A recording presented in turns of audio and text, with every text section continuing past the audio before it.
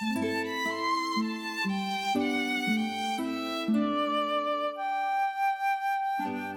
my friends. Welcome to Parashat Yishlach and a Neo Hasidic reading of it. So this is the second of the two parashot where we hear the stories of Yaakov Avinu. He's not an easy fellow, this ancestor Jacob of ours. We've met him now in his relationship with Esau and his relationship with Laban. And he's a little too close to Laban for my comfort, probably for yours too.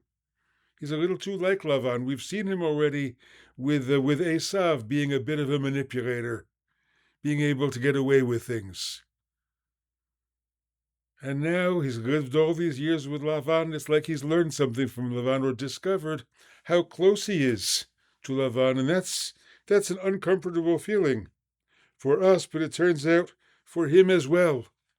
So I want to read you a key verse in last week's parasha. There's a moment comes in Jacob's life. Vayi kasher yalda Rachel et Yosef, vayomer Yaakov el Lavan, shalchini ve'elcha el mekomi ula'artzi. And it happened when Rachel gave birth to Joseph. Then Jacob said to Lavan, "Send me forth.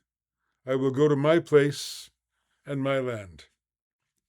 What happened to Yaakov? The birth of a child from his really beloved wife. That was a moment that transformed his life. He said, "I can't put up with this anymore. I will not stay with Lavan. I know how much I have compromised. And I had that dream we read about last week. I know that there is Havaya in this place. I know I'm called to do something else with my life, not to be a shepherd here in Padan Aram. It's time for me to make the break."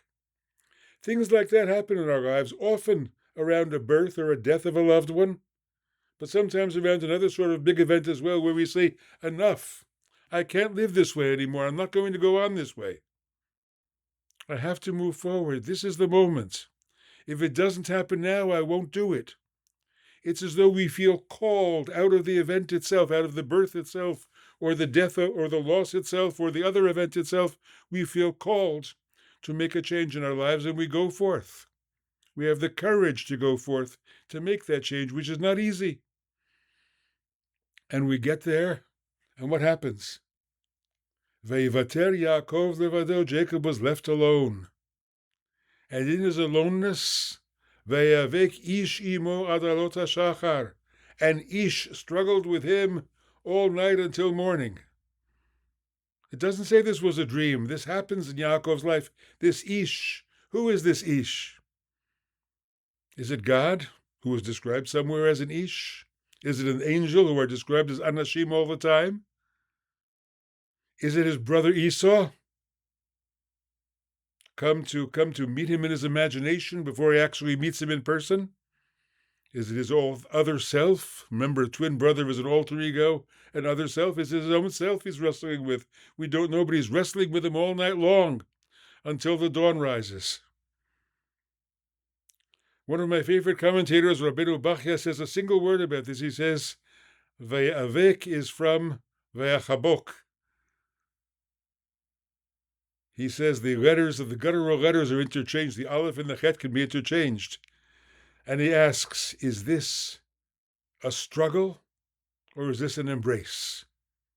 Is he struggling with this Ish all night or is he embracing this Ish all night? Imagine an all-night wrestling match, unceasing. At some point during that match, you say, wait a minute, are we wrestling or making love here?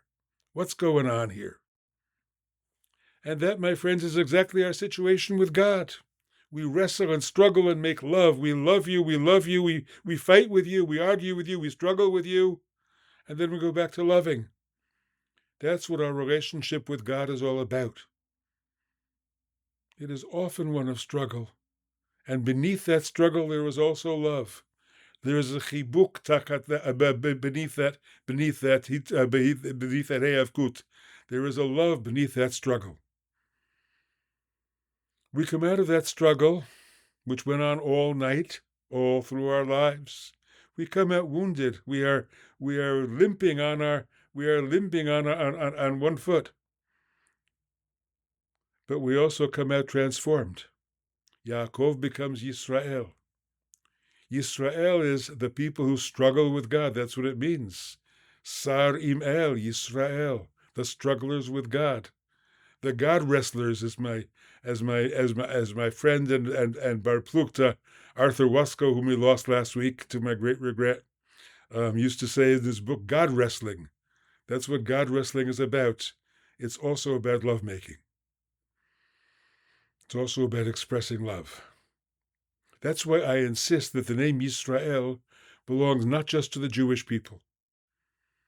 When I pray that God make peace for us and for all Israel, for all Yisrael, I am including all those who struggle with God, all those who are Yisrael in their lives, in whatever religion, in whatever culture, in whatever language they do it.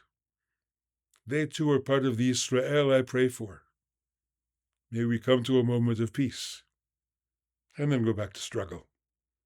Shabbat Shalom, Shavua Tov. See you next week.